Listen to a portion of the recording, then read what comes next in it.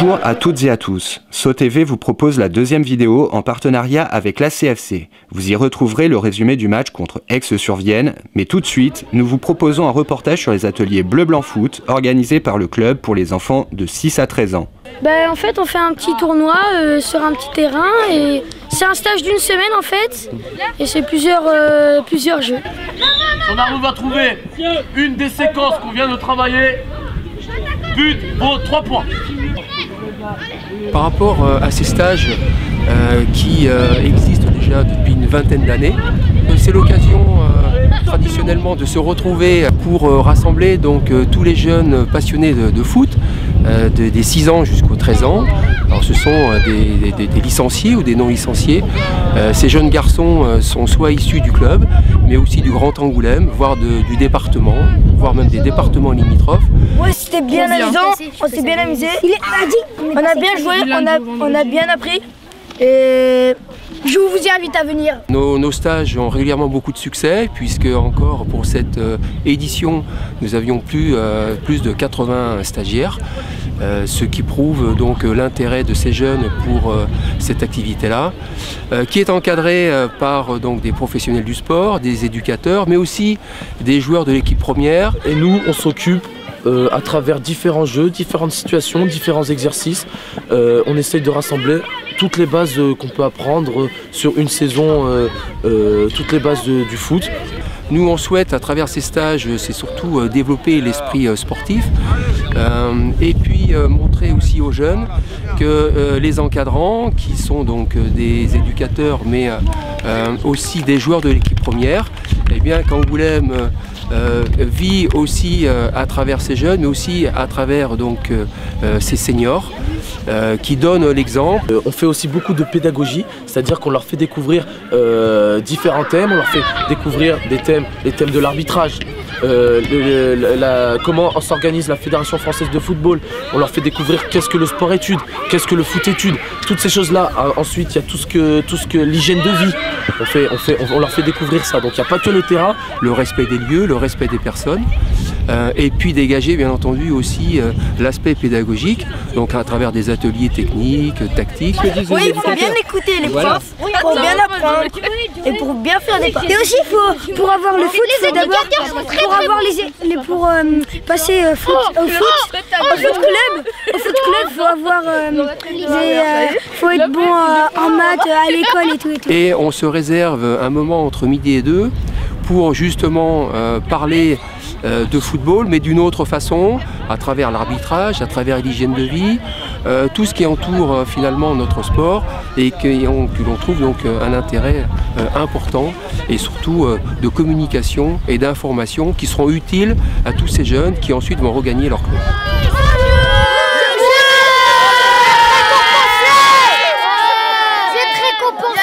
Donc pour tous, je pense que ça vous a fait une bonne expérience, d'abord de partage avec les uns et les autres, se côtoyer, discuter, parler de son club, parler du foot ou d'autres choses. Nous, ce qui nous intéressait, c'était surtout l'état d'esprit dans lequel on a vécu donc ces quelques jours. J'espère que vous aurez retenu des petites choses qui vont vous servir plus tard dans vos clubs. Pendant ce stage, vous avez passé des petits tests techniques, physiques. Je vais laisser le soin à Dominique de vous dire un petit mot par rapport à ces fiches-là. Et juste après, ce sera l'heure donc des récompenses. Chaque matin, on a fait un test donc, avec le ballon, mais aussi des tests physiques. Donc un test technique avec le ballon, sous forme de parcours, et après des tests physiques, des tests athlétiques. Par rapport à leur âge, ce sont des tests où il faut courir le plus vite possible, donc sur des distances assez courtes. Donc, ça nous a permis de remplir des fiches individuelles, où vous verrez donc sur chaque fiche individuelle, donc vous aurez l'ensemble des tests, plus la meilleure performance de chaque test. Autrement dit, vous aurez le résultat de votre enfant et puis dessous la performance du groupe, la meilleure performance du groupe. D'accord? Et puis on a rajouté un petit commentaire en tenant compte des qualités du footballeur, du jeune et aussi surtout des qualités mentales au niveau de l'état d'esprit. Voilà. Au tir au but, j'ai gagné une médaille et je suis très fière et elle est jolie. Tu peux nous la montrer ta médaille? Oui. Franchement, elle est belle, hein.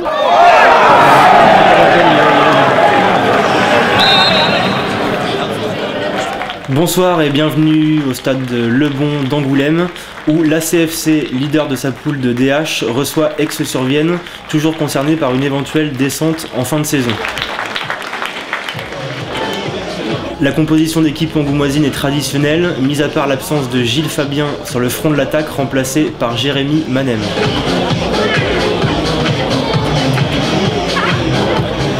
Et c'est parti pour cette rencontre, Angoulême donne le coup d'envoi, Dacunha récupère le cuir et lance rapidement vers l'avant. Aix-sur-Vienne récupère mais ne parvient pas à se dégager et bute sur un pressing angoumoisin qui se fait déjà très haut. La première banderie est portée par les angoumoisins. Le Gall se charge d'un corner. Dué reprend la tête, mais sa tentative passe de peu à côté des buts aixois. Malgré sa situation comptable difficile, Aix-sur-Vienne se projette également vers l'avant. Chaniveau récupère le cuir au milieu du terrain et se projette dans la défense locale, mais sa frappe est contrée par l'intenable Perrière. Angoulême relance, Dacunha récupère le cuir, les angoumoisins font front et montent avec leur milieu de terrain. Dacunha se fait contrer, Aix-sur-Vienne repart de l'avant. Le milieu de terrain sert Chaniveau, qui cette fois parvient à frapper, mais c'est Loger qui fait le boulot. Angoulême ne parvient pas à relancer, Alvin Henry se met en difficulté. Réla, le milieu de terrain d'Aix, récupère le ballon, s'appuie sur un coéquipier qui sert Niang. La frappe de l'attaquant d'Aix passe au-dessus des cages angoumoisines. L'angoumoisin Bernard, infiltré dans le milieu de terrain d'Aix, sert Dacunha sur le flanc gauche. Dacunha élimine son vis-à-vis avant de servir au deuxième poteau le Gall, mais la défense d'Aix veille au grain. Après cette action charentaise qui ne donne rien, les angoumoisins bénéficient d'un coup franc lointain. Le meneur de jeu, Dacunha, tente de jouer vite, Rouault contre la balle et ne respecte pas les distances. L'arbitre de la rencontre sort un premier avertissement. Les angoumoisins campent désormais dans le camp adverse. Sur un long service de Durosier, Girard transmet à Le Gall et la frappe de l'attaquant charentais passe de peu à côté des buts aixois. Negro dégage loin pour donner de l'air aux siens. La défense angoumoisine, d'habitude à son aise, se voit en délicatesse à cause du pressing aixois. Niang récupère dans l'axe, mais sa frappe bute sur Loger qui veille. Et plus tard, le portier angoumoisin se projette vers l'avant. Son long dégagement est repris de la tête par Dué. Jérémy Manem s'infiltre dans la défense, analyse le placement de son coéquipier, glisse à Dué, qui temporise, qui frappe et qui marque. Pour l'ouverture du score angoumoisine, après 27 minutes de jeu, l'ACFC mène au score. Florian Dué inscrit un nouveau but pour son club. On revoit Dué qui réussit à s'extraire du marquage d'Aix avant d'ajuster le portier Negro. Sur ce ralenti, on voit la précision de la passe de Manem qui a analysé avant de servir son coéquipier, qui temporise et qui trompe Negro pour l'ouverture du score angoumoisine, au plus grand soulagement de tous les joueurs. Malgré leur avance au tableau d'affichage, les angoumoisins continuent de se projeter vers l'avant. Le Gall bénéficie du ballon sur le flanc droit, s'infiltre dans la défense d'Aix-sur-Vienne et se voit crocheté par un défenseur. Les angoumoisins bénéficient d'un coup franc sur le flanc gauche, Dacunha se charge du coup franc et trouve la tête de Dué qui passe au-dessus des buts d'Aix-sur-Vienne.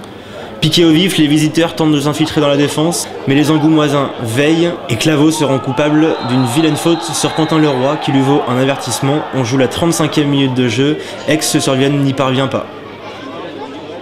Par la suite, Negro dégage les siens, mais les défenseurs angoumoisins sont de plus en plus pressants et récupèrent rapidement le cuir. Dacunha s'infiltre dans la défense, sert Maxime Perrière côté gauche. L'angoumoisin continue sa percée, mais son centre bute sur Niang. Le latéral gauche angoumoisin se bat comme un lion pour réussir à centrer. Dribble son vis-à-vis, centre au deuxième poteau, et Negro récupère juste devant Anthony Le Gall qui avait armé sa tête. Angoulême récupère une nouvelle fois, Bernard s'infiltre dans la défense, sert Dacunha qui fixe, qui frappe et qui marque. Le deuxième but angoumoisin, sans doute le but du chaos juste avant la mi-temps, fait le plus grand bien aux hommes du duo Dumais-Crapoulet. Sur ces images, on revoit l'efficacité offensive des angoumoisins qui se projettent rapidement vers l'avant. Dacunha, idéalement servi par Bernard, n'a plus qu'à pousser au fond défilé de l'incrédule Negro. Angoulême mène 2-0 à la plus grande joie du commando Fada et de tous les supporters angoumoisins. Malgré leur avance au score, Angoulême continue de pousser. La frappe de Bernard qui passe juste au-dessus des cages de Negro. Sur cette dernière tentative, l'arbitre de la rencontre siffle la mi-temps.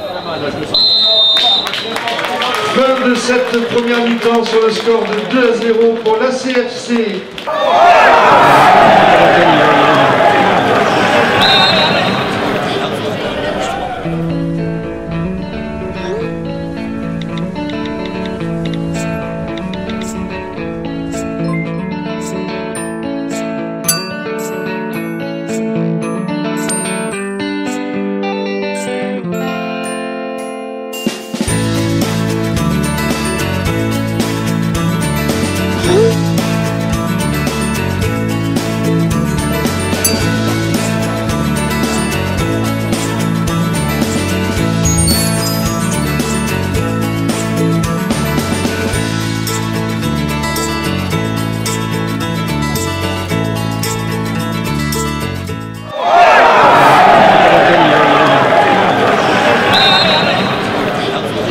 De retour au Stade Lebon pour la deuxième mi-temps où Angoulême mène 2-0 et semble avoir fait le plus dur.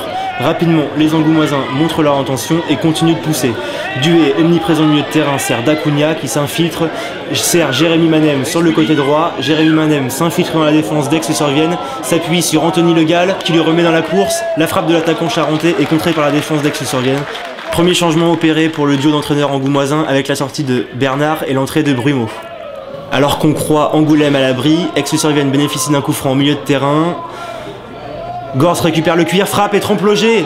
Aix-sur-Vienne revient dans le match, 2-1. Angoulême semblait avoir fait le plus dur et semblait à l'abri, mais Aix-sur-Vienne se relance. Après cette réalisation de Aix, Angoulême tergiverse, les visiteurs croient de nouveau en leur chance et les esprits s'échauffent puisque le match devient tendu. L'arbitre de la rencontre sort un troisième avertissement. Le match est électrique, mais c'est toujours Aix-sur-Vienne qui monopolise le ballon. Gorce récupère le cuir côté gauche, s'infiltre dans la défense, sa frappe est repoussée par Loger. Angoulême commence à se faire peur et il faut un grand Loger pour éviter aux visiteurs de revenir dans la course et surtout d'égaliser. On revoit l'attaquant visiteur qui se joue de la défense angoumoisine avant de buter sur l'imperméable Loger. Aix-sur-Vienne croit de nouveau en ses chances et Pajot rentre en jeu. Les Angoumoisins se projettent de nouveau vers l'avant. Dacunia est toujours aussi à son aise dans le milieu de terrain, sert Manem sur la droite, Manem le centre, la tête de Brumeau et la parade de Negro qui empêche au sien le but du break. On revoit au ralenti, Manem lève la tête, analyse le jeu, oh et la belle tête de Brumeau, Negro qui veille au grain.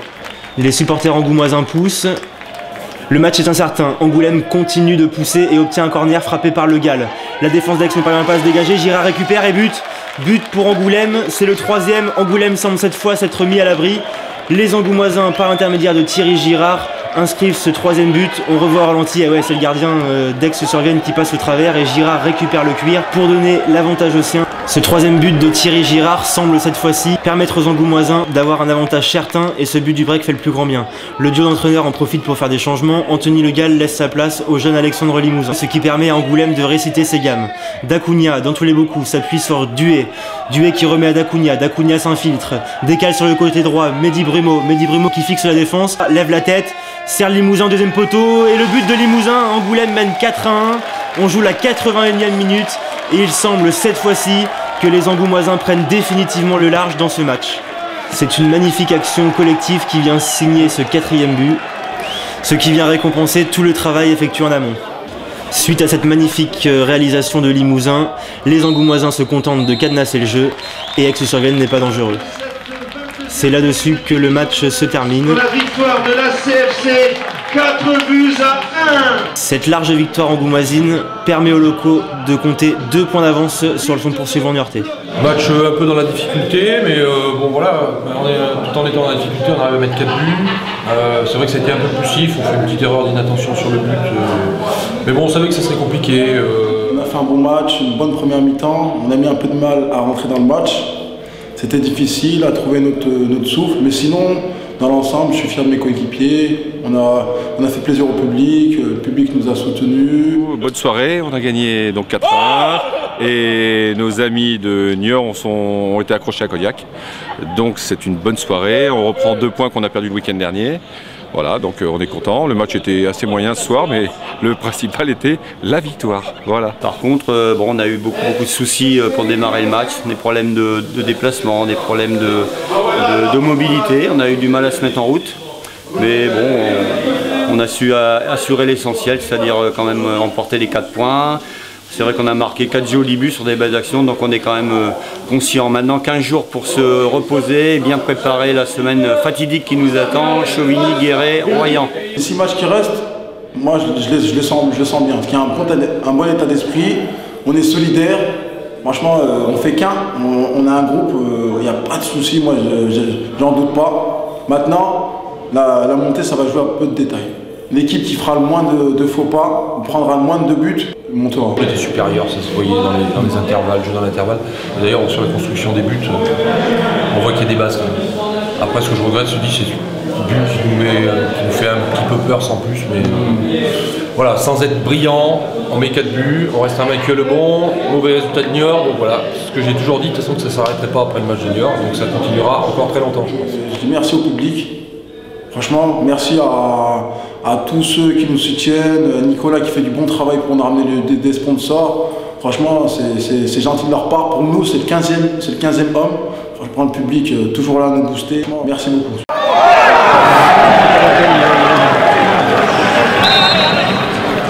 Nous retrouvons Monsieur Jean-Luc Faure, fondateur de la confiserie du Périgord.